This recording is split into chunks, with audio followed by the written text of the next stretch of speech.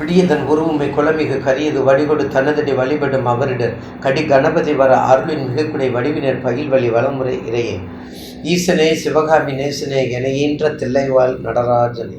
நிகழும் மங்களகரமான குரோதி ஆண்டு புரட்டாசி மாதம் 24 நாள் புதன்கிழமையும் 9/10/2024 புதன்கிழமையும் சஷ்டி திரியும் மூல நட்சத்திரமும் சித்தயமும் கூடிய சுபயோக சுபதினத்தில் குரு வக்கரம் 10/10 9/10 சொல்வதை விட 10/10/2024 டு 22/2/2025 வரை குரு வக்கரம் நிகழ்வாக உள்ளது. இந்த குரு வக்கரம் 12 ராசிகளுக்கும் எப்படி இருக்கும் என்பதை பற்றி இப்போது அடியேன் உங்களோடு தொகுத்து வழங்க உள்ளேன். அதற்கு முன்னாடி உலகெங்கும் சிறப்பாக செயல்படும் தமிழ் மாத ஜோதிடமும் அதைத் தொடர்ந்து என்னை ஊக்குவித்து எனக்கு ஆக்கமும் ஊக்கமும் கொடுக்கின்ற என்னுடைய நேயர் பெருமக்களுடைய பாதம் பணிந்து வணங்குகின்றேன்.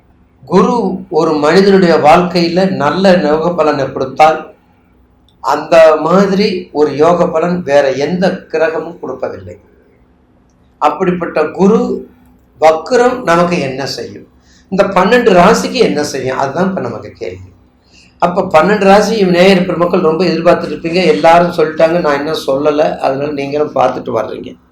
அதாவது இயல்பான குணத்தை விட்டு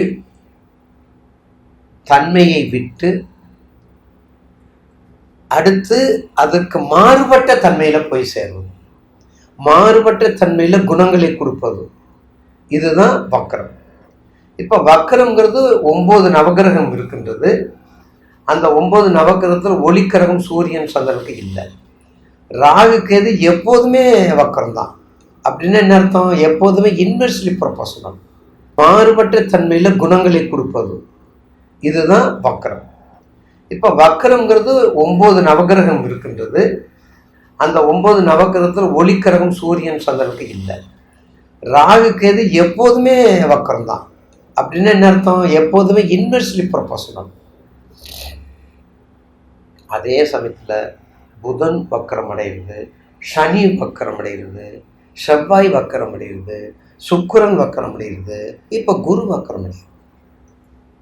இப்போ எந்த அளவுக்கு திசாபுத்தி அதிகமாக இருக்குதோ அந்த அளவுக்கு வக்கர நிலை உயர்ந்திருக்கும். 12 ராசிக்கு இப்போ என்ன செய்யுங்கிறத நம்ம பதிவு பண்ண போறோம். அடுத்து நாம் காண இருப்பது மிதுன ராசி. உங்களது வெற்றியும் தோல்வியும் உங்களுக்கான முதல் படி. இந்த உலகத்தின் பங்கு விமர்சனம் செய்வதையும் வேடிக்கை பார்ப்பது மட்டுமே என்பதை நன்கு உணர்ந்தவர்கள். ஏன் உணர்றீங்க? அறிவு. நீங்க மிதனம் தாங்க அறிவுக்குரிய இடம். அறிவுக்கு உரிய இடம் மட்டும் இல்லை, ஞானத்துக்குரிய இடம். அறிவு ஜீவி. எதையுமே வலிமையால செய்ய மாட்டீங்க, எதையுமே அறிவால செய்யக்கூடியவர், அறிவுக்குரியவர். அப்ப உங்களுக்கு எப்படி இருக்கு தெரியுங்களா? குரு வக்கரம் மிதுன ராசிக்கு எப்படி இருக்கும்? அப்பா இப்ப தாங்க உண்மையானதை நம்ம சொல்ல போறோம். எப்படி? கண்டிப்பாக புதனுக்கும் குருவுக்கும் மிகப்பெரிய பகை கிரகம். அப்போ வக்கர நிலை இருக்கும்போது இயல்பை மாற்றி செய்யும் பொழுது மிதுனத்துக்கு கிட்டத்தட்ட 70% அளவிட பிரியாத நன்மையை கொடுக்கும். போதுமா? ரிஷபத்தை விட 10% மிதுனத்துக்கு அதிகப்படியான நன்மையை கொடுக்கும். ஏன்? அதுவாது அவங்கவுங்க வேலையை செய்வாங்கன்னு சொன்னேன். ஆனா இது அப்படி இல்லை. இவங்களுக்கு அப்படியே ஒருத்தருக்கு ஒருத்தர் நிழல் கூட பகை. இவங்க நிழல் அவங்க மேல படக்கூடாது, அந்த அளவுக்கு உணர்வு உள்ளவங்க, வைராக்கியம் உள்ளவங்க.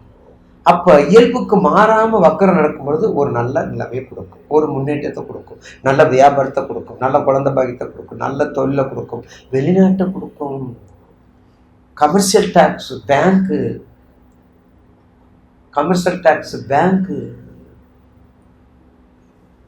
புக்கு சம்பந்தப்பட்டது, இன்ஸ்டிடியூஷன் சம்பந்தப்பட்டது, டியூஷன் சென்டர் சம்பந்தப்பட்டது, தபால் தந்தி சம்பந்தப்பட்டது, ஜெராக்ஸ் மிஷின் சம்பந்தப்பட்டது, கருப்பு சம்பந்தப்பட்ட தொழில்.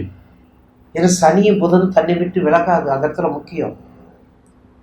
அப்ப மிதுன ராசிக்காக கருப்பு சம்பந்தப்பட்ட தொழில், தார் ரோடு போடணும், தார் காய்ச்சி ஊற்றலாம். எவ்வளவு இருக்குது உங்களுக்கு. வெளிநாட்டுக்கு போகலாம், காற்று ராசி. அப்போ இப்படியெல்லாம் இருக்கும் பொழுது நிச்சயமாக உங்களுக்கு ஒரு நல்ல முன்னேற்றத்தை கொடுக்கும் இந்த குரு வக்கரம். சனி வக்கரம் மத்தியமத்தை கொடுக்கும். அதையும் உங்களுக்கு நினைவுபடுத்துறேன். சனி வக்கரம் மத்தியமத்தை கொடுக்கும். குரு வக்கரம் மிக நல்ல அபரிதமான நன்மையை கொடுக்கும் மிதுன ராசிக்கு. அப்போ உங்களுக்கு எல்லா தொழிலும் சொல்லியிருக்கிறேன். அப்போ எல்லா தொழிலும் சொல்லும்போது ஏற்கனவே நேய பெருமக்களுக்கு தெரிந்த தொழிலை விட்டவனும் கெட்டான், தெரியாத தொழிலை தொட்டவனும் கெட்டான். என்னைக்குமே ஒரு தொழில் செய்யும் பொழுது மிக கவனமாக இருக்கணும். அவங்க ராசிக்கு ஏற்ற தொழில் செய்யணும். அவங்க ராசிக்கு இல்லாத தொழில் செய்யும் பொழுது கோடி கோடிய லாபம் வரும், கடைசியில் கவுந்துடும்.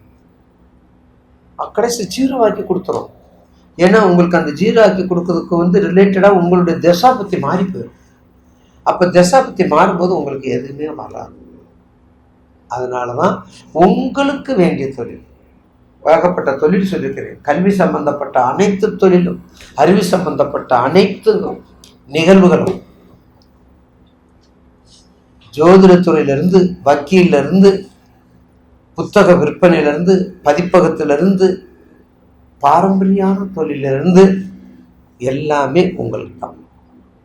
அப்போ அப்படிப்பட்ட தொழில்கள் செய்யும் பொழுது கொஞ்சம் கூடுதலான பலனை கொடுக்கும். என்ன பார்த்தா அஷ்டமத்து சனத்து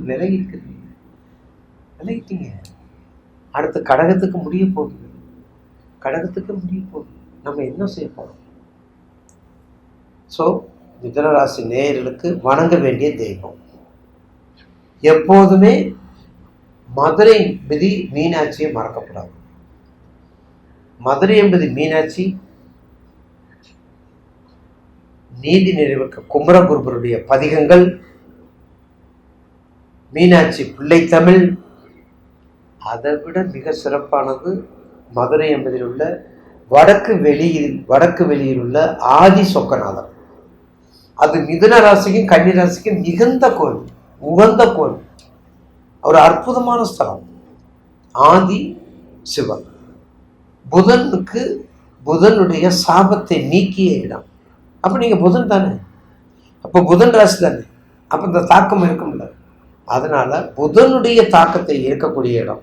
அப்போ அப்படிப்பட்ட தெய்வங்க வழிபாடு பண்ணும் பொழுது ஒரு மிக சிறப்பான நல்ல ஒரு முன்னேற்றத்தை கொடுக்கும். முன்னேற்றத்தை கண்டிப்பாக கொடுக்கும். மறந்துடாதீங்க. பொற்றாமரை குளத்துக்கு போங்க, பிள்ளையாரை வழிபடுங்க, திருநீற்று பிள்ளையாரை வழிபடுங்க. திருநீற்று பகுதி விளையாட்டை பண்ணிவிட்டு அடுத்தது கண்டிப்பாக மீனாட்சி பிள்ளை தமிழ். அங்கேயே ஒரு சித்தர் இருக்காரு, மல்லிகைப்பூ மாலை வாங்கி போடுவாங்க, எல்லாரும் போவாங்க. இதெல்லாம் பண்ணி வந்தால் மிதனராசிக்காரங்க குரு வக்கரம் நல்லாவே இருக்கும். நல்லா இருந்தால் நல்லா இருக்குன்னு சொல்லணும். முகஸ்துதி பாடவே கூடாது. அது எனக்கு ஆபத்து, உங்களோட.